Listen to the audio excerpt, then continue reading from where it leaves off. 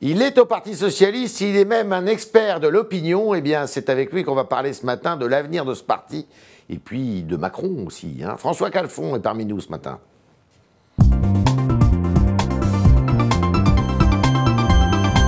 François Calfon, bonjour. Bonjour. Alors, partout, Macron mania, ça vous inspire quoi, ça?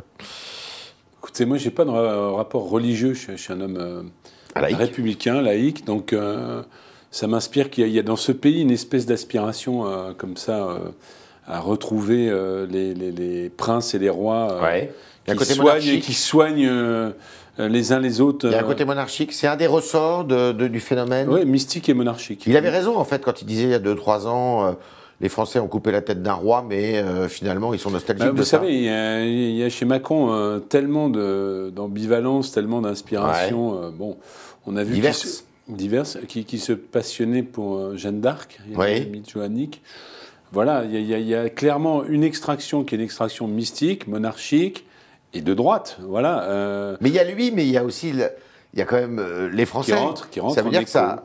Qui rentre en écho. Ça correspond. Qui peut rentrer en écho à un moment donné avec ce pays, qui est à la fois le pays qui aime la monarchie, à la fois le pays des sans-culottes, à la fois le pays des marcheurs et le pays des insoumis, si vous préférez lire les choses avec les lunettes d'aujourd'hui. D'accord. Mais bon, il y avait une aspiration à un coup de balai. Il y a une forme de... Voilà, en fait, il se passe sous les yeux une sorte de révolution, non pas arabe, mais française. D'accord. Est-ce qu'il y a un phénomène d'âge aussi ?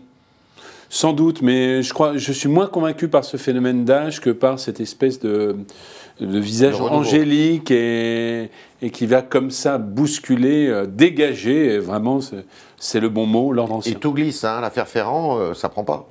Oui, mais alors, à force de marcher sur l'eau, certains l'ont fait sur le lac de Tibériade. À un moment donné, on finit par toucher l'eau, voire prendre l'eau. Et ce que je vois... Toucher le fond, on n'y est pas encore. Faut pas prendre ses souhaits pour la réalité. On finit pas. Mais au lieu de simplement se contenter d'images ce matin, moi je voulais quand même revenir au réel. Mais on va y revenir. Voilà. Mais je pose quelques questions. J'entends bien. Nous avons consacré aux interprétations célestes de M. Macron, je crois, le temps nécessaire. Je souhaiterais l'affaire Ferrand, c'en est une ou pas? Écoutez, ça n'a rien de céleste, l'affaire Ferrand. Est-ce que c'est une affaire? C'est une affaire, à l'évidence. Monsieur Ferrand, s'il avait la dignité liée à la promesse... Il devrait plus être au gouvernement? Il devrait partir de lui-même, je pense. Et vous demandez sa démission? Je pense qu'il doit partir et que je pense même qu'il serait indécent qu'il soit dans le deuxième gouvernement Macron. Alors, vous savez qu'à droite, tiens, Jean-Pierre Raffarin qui parle, un jeune président, ça a donné au pays une forme de respiration qui n'est pas inutile. Maintenant, il ne faut pas qu'il gouverne seul, il ne faut pas qu'il y ait un parti unique. Vous êtes d'accord avec Raffarin là-dessus? Je suis plus que d'accord, c'est-à-dire que je dis aux électeurs ici devant vous qu'il est indispensable que derrière l'affiche bleue des marchistes de M. Macron, que les électeurs s'aperçoivent qu'il ne faut pas signer un chèque en blanc, premier chèque en blanc, une assemblée introuvable, un deuxième chèque en blanc, des ordonnances pour légiférer sur leur bien-être, troisième chèque en blanc, des ordonnances pour légiférer sur un texte que nous ne connaissons pas et dont nous avons vu un certain nombre de choses. Je pense qu'il y a une forme d'autoritarisme là. Oui, je pense qu'il y a à trop être impressionné par son propre enthousiasme de réussite, M. Macron en oublie l'essentiel, c'est-à-dire le fait démocratique, ce mouvement d'en bas, cette respiration démocratique. Je pense qu'il y a une forme de concentration du pouvoir. On n'a jamais vu un parti politique s'appeler des initiales de son dirigeant quand même. Il y a une forme qui est, orthogonale à ma culture politique et orthogonale aux besoins et à l'intérêt des Français. Le chèque en blanc, je vais en parler quand même. Il est de gauche ou de droite, Macron? En tout cas, son projet du Code du travail est à... On va revenir sur le... Mais il est de gauche ou de droite? Tout ce qui transpire de M. Macron est de droite, voire, vous l'avez dit... Pas de centriste, il n'est pas centriste. Tout ce qui transpire de M. Macron est de droite, voire, vous l'avez dit, il y a comme ça un style qui est tantôt bonapartiste. Napoléon, c'est autre chose. De Gaulle je ne crois pas. Et tantôt... finalement, avec les atours de... Alors, les journalistes complaisants dont vous êtes, pardon, hein, disent jupitériens. Moi, complaisant jupitérien, et en réalité, qui n'a rien compris à la nécessité, finalement, d'une onction démocratique, d'un retour démocratique, d'une société morcelée, où, finalement, la révolte est partout. Donc la révolte, ça n'est pas signer un chèque en blanc à messieurs Ferrand, Macron. J'ai compris ce que vous vouliez dire. Je suis journaliste, oui. C'est oui, ça que vous vouliez dire. C'est un fait. C'est un fait qu'on nous a servi de jupitérien pendant je ne sais combien de temps. On va parler parce que M. Macron a réussi, exploit sportif, à serrer la main de M. Trump. On va parler social, notamment de la réforme du travail, du code du travail. Mais sur l'école, ce matin, Blanquer, sur la santé... Madame Blazin, qui est la ministre de la Santé, sur le social. Donc on a l'impression qu'il détricote Emmanuel Macron tout ce que Hollande a fait. C'est formidable pour celui qui a tricoté ce que Hollande a fait, je le rappelle, parce que tout le monde l'a oublié, qui était secrétaire général adjoint. C'est pas lui qui a décidé la réforme de l'école. Voilà, CQFD, les journalistes. Complaisant. On essaye de dire une chose. Vous avez votre nouvelle cible. On essaye de dire une chose, c'est-à-dire de remonter d'une ligne le CV de M. Macron, et nous sommes rembarrés comme produisant. Vous accusez les journalistes comme produisant soit de la mal. Donc je vais essayer quand même. Il détricote ou pas? Il détricote ce que lui-même, Emmanuel Macron, secrétaire général adjoint de l'Élysée, puis ministre, a fait. Donc les Français doivent s'interroger sur sa cohérence, sur qui est réellement M. Macron. Qu'est-ce qu'il cherche à faire quand il fait ça? Il cherche à aller capter l'électorat de droite? Je pense qu'il pense, parce que voilà, c'est quelqu'un qui n'a que comme boussole lui-même, d'une certaine manière, il pense que l'affaire de la gauche étant réglée, il faut régler l'affaire de la droite.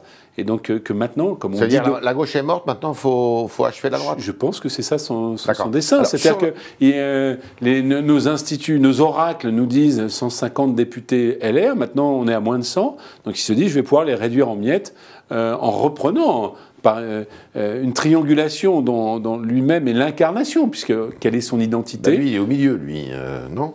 Non, je pense qu'il demain, si la gauche remonte, vous verrez qu'il aura des accents sociaux qu'on lui retrouvera. D'accord. Sur la réforme du Code du travail, donc... Alors d'abord, il y a un problème de méthode. Méthode? Vous n'êtes pas d'accord? Pourtant, il dialogue avec les interlocuteurs, avec les partenaires sociaux. Vous savez, vos confrères du quotidien l'ont coincé, monsieur le ministre de l'Intérieur demandant mais comment ça se fait que ça s'est si bien passé? Il dit je leur ai rien dit. C'est une petite vidéo qui circule. Mais la méthode Macron sur les ordonnances, c'est de tout produire, de tout commander, notamment à la Direction générale du travail. Vos confrères de Libération s'en sont fait l'écho, et de ne rien dire. Il y a une vraie méthode d'enfumage, pardon de vous le dire, et j'alerte les Français avant de voter le 11 juin. Ne vous excusez pas. Non, mais j'alerte les Français avant le 11 juin, qui consiste finalement à avancer masqué. Nous ne savons pas quels seront le contenu de ces ordonnances. Est-ce que le contenu des ordonnances, et pardon de le dire, ça n'est pas de la technique juridique sur le droit du travail, c'est de considérer que dans les entreprises, on va pouvoir signer par un accord d'entreprise des CDD à l'infini. Pourquoi je pose la question des CDD? Est-ce que ce n'est pas le cas dans les autres pays qui n'ont plus de chômage? Non, ça n'est pas le cas. Bah si, vous prenez l'Angleterre, vous prenez l'Allemagne. D'où la paupérisation d'ailleurs d'une certaine catégorie de travailleurs. Il y a des contrats à durée indéterminée. Mais moi, je vais vous dire une chose qui est très forte, c'est que ce n'est pas simplement une disposition technique. C'est un modèle de société. Est-ce qu'on est sur le modèle de... Est-ce qu'on est... Parce que c'est ça qui est en train de se jouer dans cette... C'est quoi alors? Est-ce qu'on est sur le modèle de société de l'intégration et de la protection, dans lequel il y a une norme qui reste le CDI? Qui était la France? Et je vais même être concret, parce que ce n'est pas simplement la France. C'est si vous voulez accéder au logement, il vous faut un CDI. Ou est-ce que M. Macron va nous faire basculer dans le précariat? D'ailleurs, il y en avait un signe avant-coureur dans la campagne, puisqu'il nous avait dit qu'Hubert était formidable, en faisant de la France une société en CDD. Eh bien, nous ne voulons pas de la société en CDD. Et je dis aux Français que derrière la communication, derrière l'arme de destruction massive des médias qui lui sont dévoués, il y a le choix... Oui, bien sûr, des oligarques qui ont des intérêts économiques, y compris à défendre.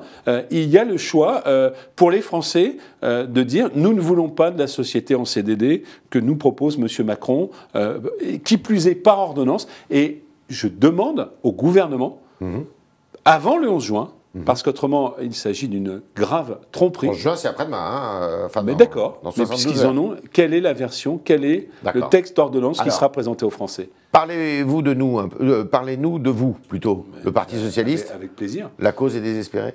Absolument pas. Je pense qu'il y a une place dans ce pays. À court terme, oui. À court terme, bien sûr, il y a ce qu'on appelle une restructuration à produire. Nous la produirons. On va aller jusqu'au bout.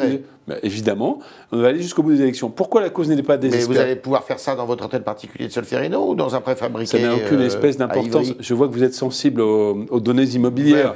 Je comprends là où vous êtes installé. C'est sympathique. Mais ça n'a aucune espèce d'importance. Non, peu importe.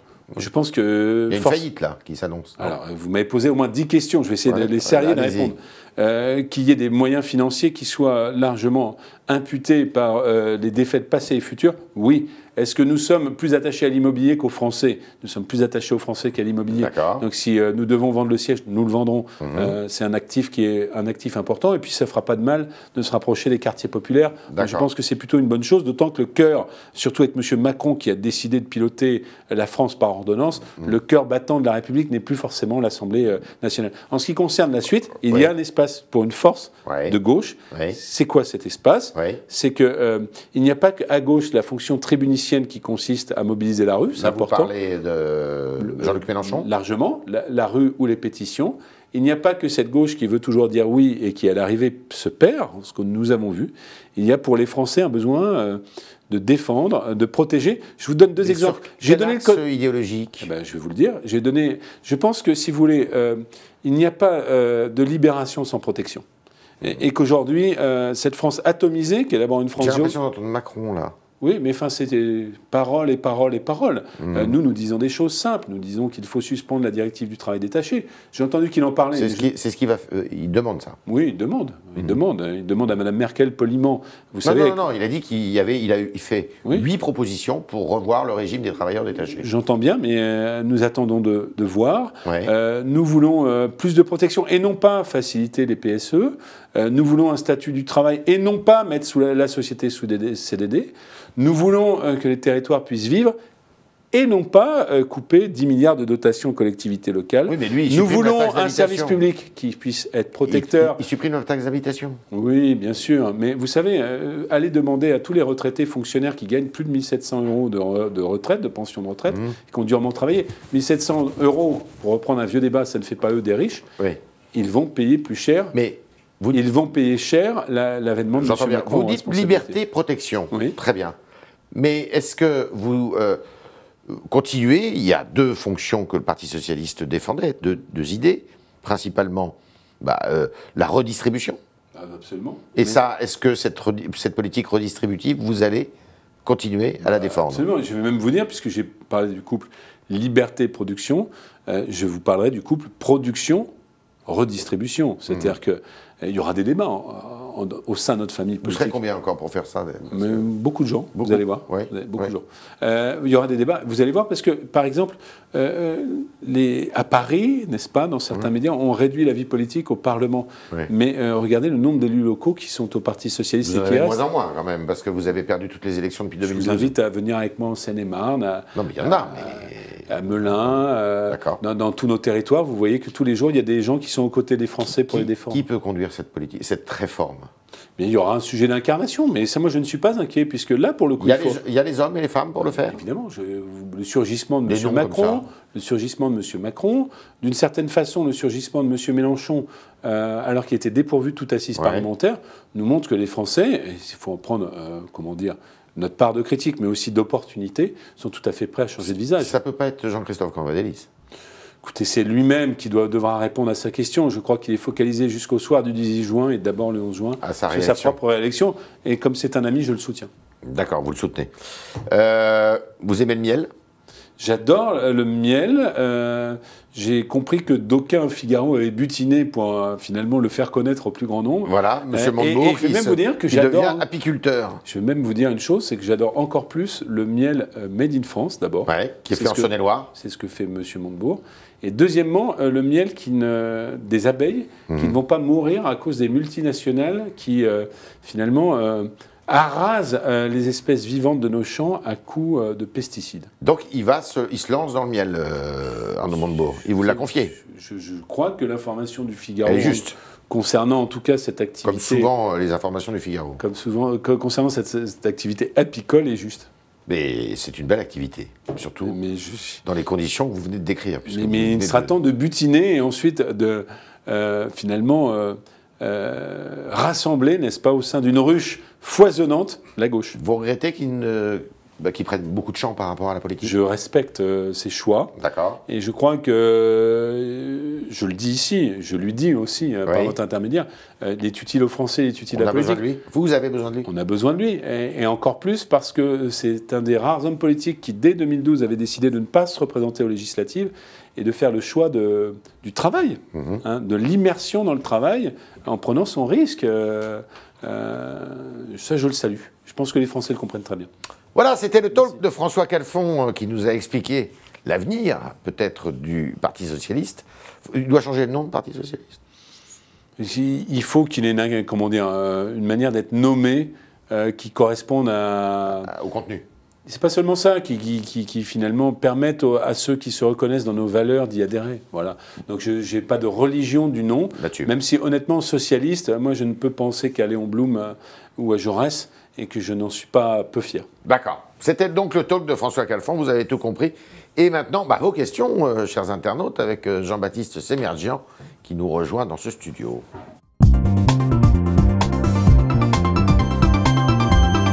Jean-Baptiste, bonjour. Bonjour Yves, bonjour François Calfon. Ma première question rebondit sur le miel d'Arnaud Montebourg et vous demande, vous, qu'est-ce que vous faites maintenant ? Moi, j'ai toujours eu une activité professionnelle à côté de la politique, puisque je ne suis pas parlementaire, je suis conseiller régional. Et j'ai été soit dans des entreprises de communication. Euro-RSCG Euro-RSCG en son temps, je ne suis pas là pour faire de la publicité.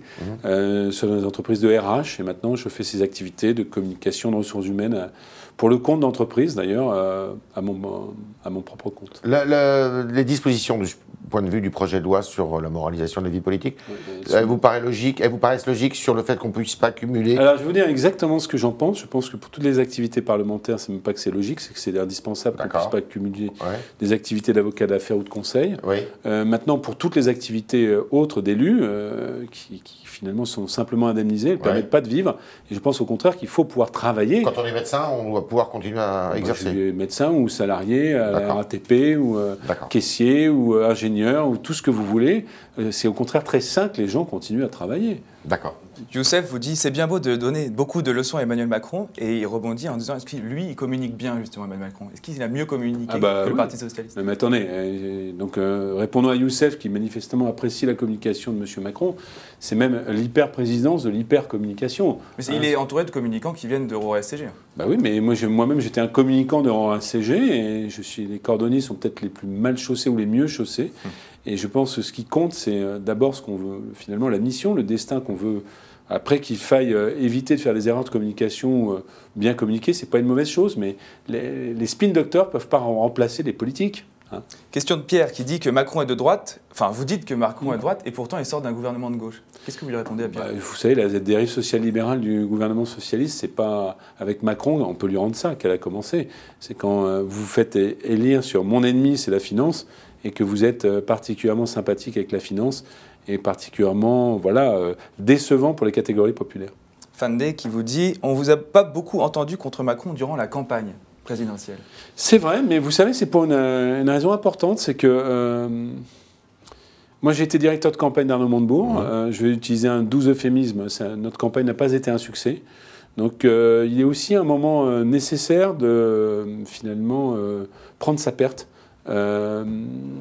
Et puis prendre du recul, vous voulez dire? Oui, prendre du recul. Réfléchir. Prendre du recul et analyser ses erreurs. Et comme je sens que nos internautes sont frustrés que je ne dise pas de bien d'Emmanuel Macron, je vais dire du bien de ce dont je pense que c'est bien, notamment tous les aspects scolaires, on en a finalement assez peu parlé. Le dédoublement des classes et le fait qu'il faille focaliser l'attention sur les enfants en ZEP, ça me semble être plutôt une très bonne chose. Moi, j'ai jamais été vraiment hostile à la question du redoublement. Enfin, j'en passe, c'est des meilleurs. Voilà. Même si je ne suis pas finalement touché par la grâce, n'est-ce pas, et que, par contre, je pense qu'il faut être assez vigilant sur la question de l'autonomie pédagogique des établissements scolaires. On reste sur la grâce. Et tout à l'heure, vous avez expliqué que le gouvernement Macron et Macron personnellement étaient plutôt célestes. Et on a Isabelle qui vous dit on ne peut pas dire que l'affaire Ferrand, soit céleste. Ah non, mais ça, je suis d'accord. Enfin, je l'ai dit ici, je le répète. C'est un boulet, vous pensez, pour ce gouvernement? Je ne suis pas là pour commenter. Je suis là pour dire qu'il y a une cohérence. On nous propose un projet de loi de moralisation de la vie politique. Il y a eu des affaires qui ont émaillé le quinquennat. Monsieur Ferrand est mise en cause. Et maintenant, mais il y a même l'ouverture d'une procédure judiciaire préliminaire. Une enquête préliminaire. Enquête préliminaire. Bon, voilà, on a fait démissionner M. Leroux pour bien moins que ça. Bien moins que ça. Et là, quand vous Ses enfants étaient mineurs. Pardon ? Ses enfants étaient mineurs. Puisqu'on parle d'enfants, je vous rappelle que dans la fameuse SCI qui est mise en cause, l'un des enfants de 13 ans était administrateur de la SCI. Enfin, je veux dire, les Français doivent halluciner de voir de telles pratiques. Et donc, si M. Ferrand est à ce point, puisqu'il le dit, attaché à M. Macron pour sa propre réussite et pour la dignité de la classe politique, il doit en tirer les conséquences, bien sûr. Tout à l'heure, vous avez dit que la révolte était partout en France. Comment est-ce que le Parti socialiste va comprendre cette révolte et va tourner et se designer pour mieux s'adapter ? C'est joli, vous avez raison, c'est presque trop sympathique comme question. Déjà, il ne l'a pas comprise. Et donc, il doit absolument faire son aggiornamento sur ces sujets-là. Et la question du Parti socialiste, qui n'est pas une question évidente, c'est comment on articule le monde d'en haut, de ceux qui décident, de ceux qui fixent le cap, et tout ne vient pas d'en bas, et le monde d'en bas qui ne comprend plus ce monde d'en haut, et qui, quelque part, a utilisé le moyen Emmanuel Macron pour dégager tous ceux qui étaient en haut. Mais malheureusement, on en voit les scories. C'est-à-dire qu'en réalité, on n'a jamais eu autant d'inspecteurs des finances, jamais eu autant d'énarques, jamais eu autant issus du système de la monarchie, de la noblesse d'État, comme aurait dit Pierre Bourdieu, qui sont aux commandes de ce pays. Donc le vieux ne créera pas du neuf. Dernière question. Dernière question qui revient sur le fait que vous étiez directeur de campagne d'Arnaud Montebourg.